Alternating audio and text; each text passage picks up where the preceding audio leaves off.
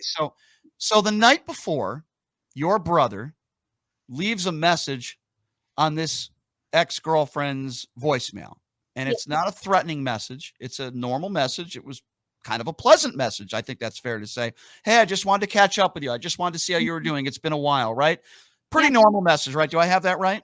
An extremely normal message of James. He just sounds Okay. tired. That's all. Fair enough. Right. Okay. So the following day, unannounced, right? He shows up at her door. Is that correct?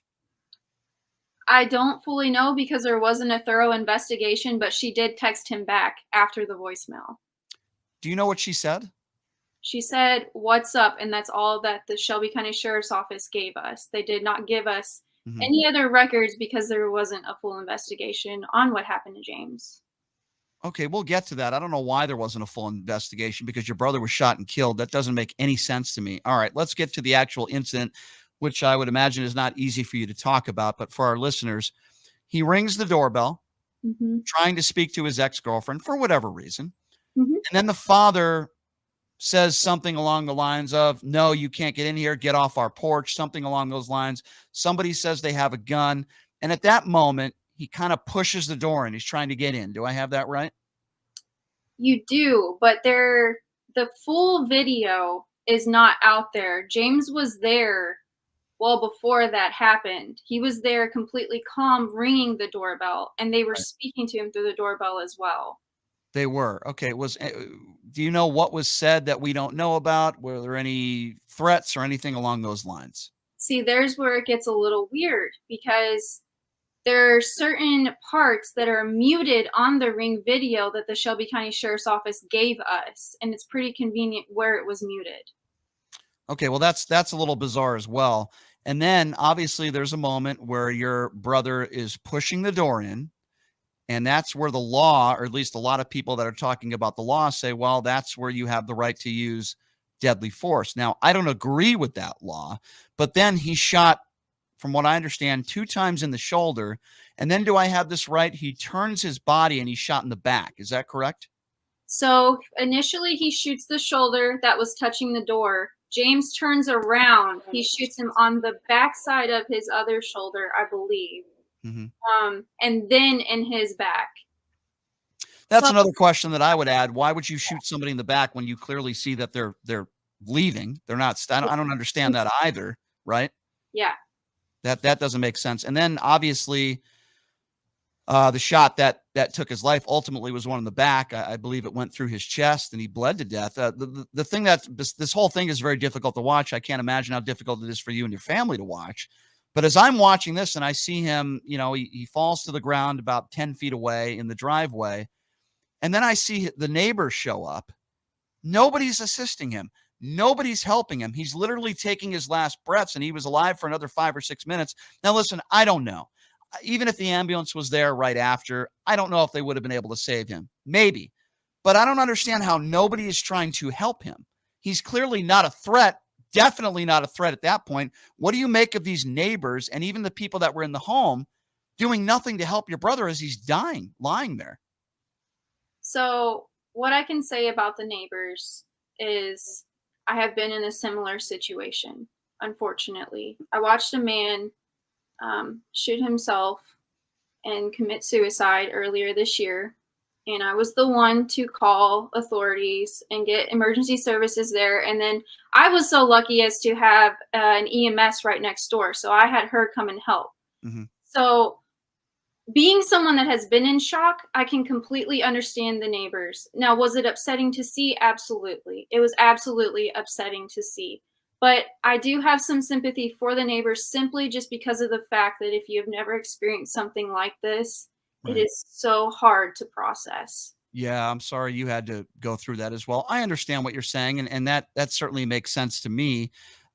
So what explanation did you get from law enforcement when they come to you and they tell you and your family that, well, we can't really charge this father with a crime because of blah, blah, blah? Like, what is the explanation that you got?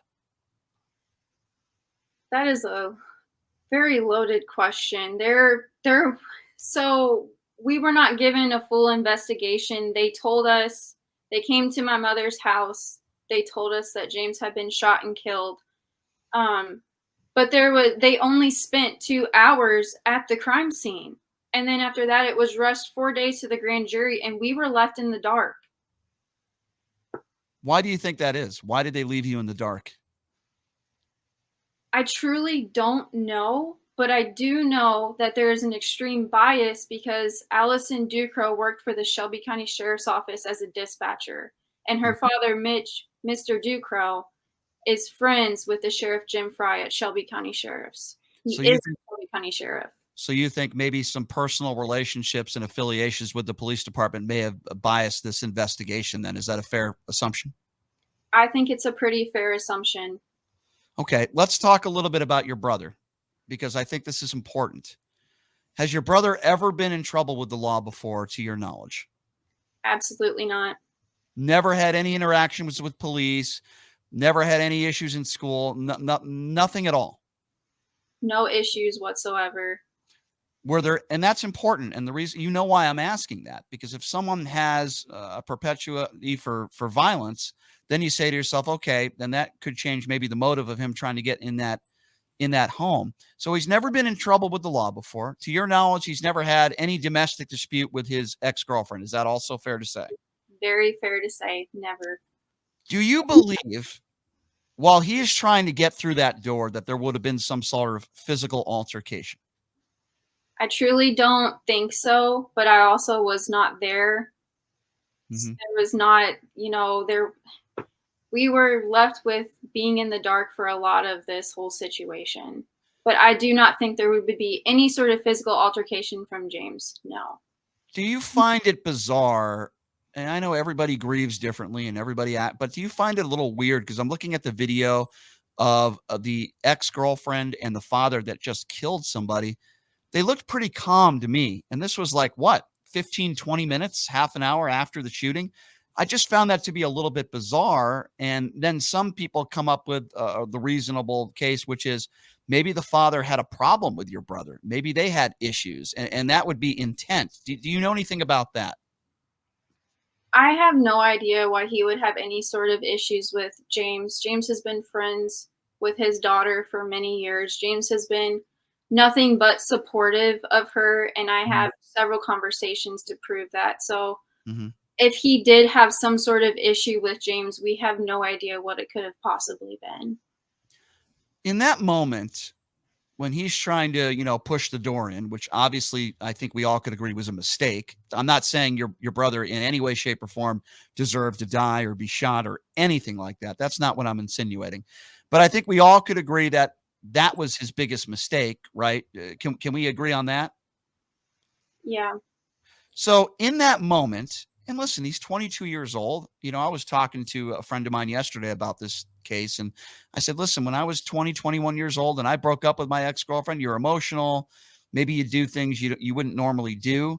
Do you believe that's why he did what he did? That's why he was trying to get through that door, because he obviously had a love for his ex-girlfriend and he just wanted to talk to her. Is that trying to get into his head? Why do you think he did that? If I were trying to get into James's head, and from a little bit about James is someone who has always like been very open with me and our mom. James is someone that has always like taken other people's advice like very, very much into consideration. So I know a lot of things of James. Mm-hmm. James always spoke to us of concern for Allison Ducrow. There was always different things that were concerning to him that he was trying to help her with. Mm-hmm.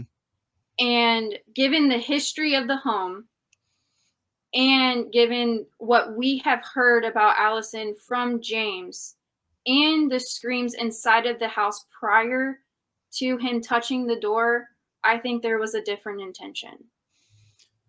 I got to tell you, when I first saw this video, it was, I think it's hard for anybody to watch. I Absolutely. thought it was excessive beyond a doubt. I really did. When I saw your brother, go to the ground, it's very difficult to watch. And the more I learn about this story, I say to myself, our laws need to change. My understanding is in your state, if somebody tries to break through your door for any reason, could be a bum knocking on your door saying, I want water, I'm dehydrated. And if someone tries to break down the door, the law basically says you can shoot and kill that person. I don't agree with that at all. I think it's one thing if you don't know the person and you think they might have a weapon and they're trying to break into your house. Those are, to me, those are completely different circumstances. But the father clearly knows who this guy is.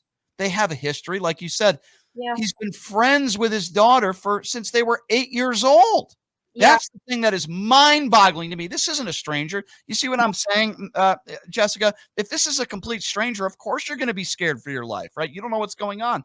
The father absolutely knew who this guy was. Like you said, they were talking before. That's why it is mind-boggling to me that this could still be the law, right? It's mind-boggling. What if your father or your mother, what if you're a deranged individual and your father or your mother is aggravated with you, right? They don't live in your house, but they're aggravated and they're trying to break down your door. Can you kill them too? Like, where's that line? And that's why I think this case it's very dangerous, right? And I understand now this story is national, right? And the reason why it's national, because TMZ, released the video a few days ago. And now there's a lot of people talking about this because this happened over a month ago. Mm-hmm. I mean, are you getting traction? I would imagine the story's getting traction, but do you believe the more this story gets out that maybe they can go back and investigate this case again? You think that's a possibility? Absolutely. And it's more than nationwide. It is hit worldwide. I've had people reach out to me from different newspapers from all over the world. Mm, And mm. it is incredible. And I hope that this story can help change lives. I hope so too. I think our laws need to change. And I understand that the stand your ground law is different from state to state. I don't understand that either, by the way. I don't understand that at all. Do you know anything about this father that killed your brother? Do you know about his history with the law? Has he ever been in? Because I don't know anything about this man. He has a history with the law, yes. Do you know what that is? I don't know exact specifics just because I want to Yeah. make sure that I'm truthful and transparent, but I do know that there is a DUI on the history as well as some misdemeanors and other things, but I don't know the Gotcha. exact specifics. Understood. What is your opinion? Just in general, I'm curious, after what had happened to your brother, on the stand your ground law to begin with. I mean, what in your opinion, how should the law change? How would you like the stand your ground law to be presented? It's a really hard question to truly know how to answer yet until we do receive a full investigation because I want to know all of the details before I decide where I feel that the law really does need to change.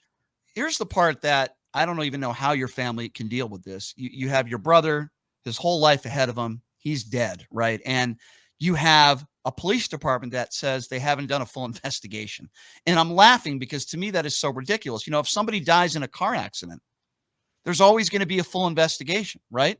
Always. If somebody dies, whether it be an accident or somebody goes through a stop sign, whatever the case may be, there's always going to be a full investigation. I'm trying to grasp an understanding of how police can say we're not doing a full investigation. Have you guys hired attorneys? Yeah, we're exploring all of our options, and it's not that they specifically said that they did not do a full investigation. They think that case is just closed. They think that everything they did was correct and case is closed.